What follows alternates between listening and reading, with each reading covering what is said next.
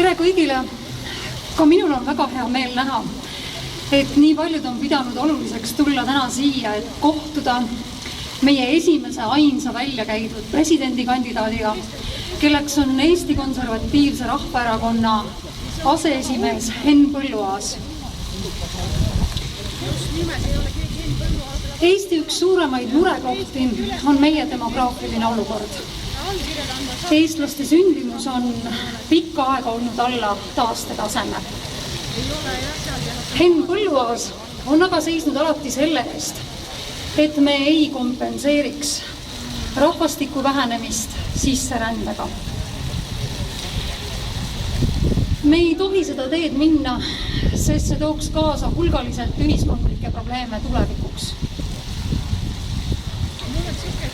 Küsitluste järgi sooviksid Eesti pered rohkem lapsi, mis on väga positiivne ja sisendab optimismi, et me peame leidma lahendusi selle tahte realiseerimiseks.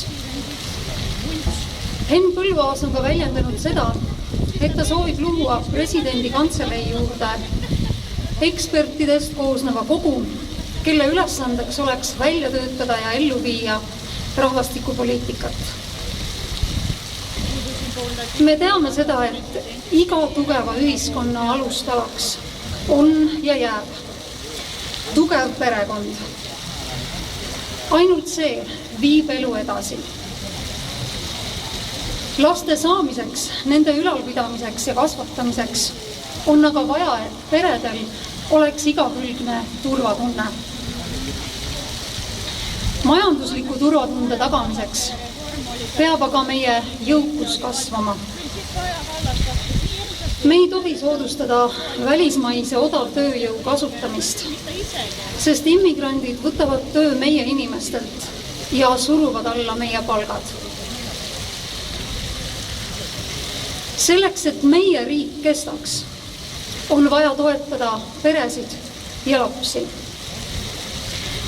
Lapsed peavad saama parima hariduse, eestimeelse kasvatuse ja eluterved väärtushoiakud. Praeguse kohustusliku ja hüsteerilise LGBT agenda propageerimise ajal soovib EKRE meelde tuletada, et loomulik perekond on elu jätkumise alus. Välja arenemata psüühikaga alaealiste ideoloogiline mõjutamine on aga elu olemuse vastane. Me kaitseme lapsi. Me hoiame LGBT pluss propaganda lasteaedadest ja koolidest eemal.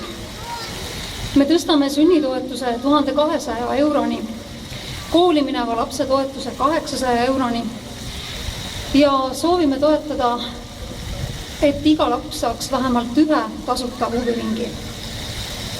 Samuti soovime me avalikke teenuseid osutada soodsaimatel tingimustel, mis on võimalik, ja langetada Tartus lasteaia kohatasu.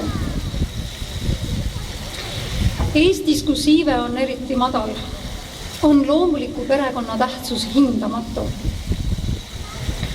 Peresõbralikud otsused Tartu linna tasandil tõstaksid lapsi soovivate perede turvatunnet ja ilmselt tooksid kaasa ka rahvaarvu tõusu Tartus.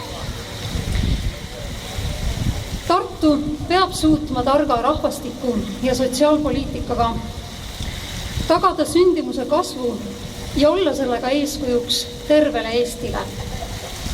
Meie oleme kindlad, et Henn Põlluaas presidendina hoiab Eesti elu edenemist alati fookuses. Edu Hennule, edu Tartule, Eesti eest!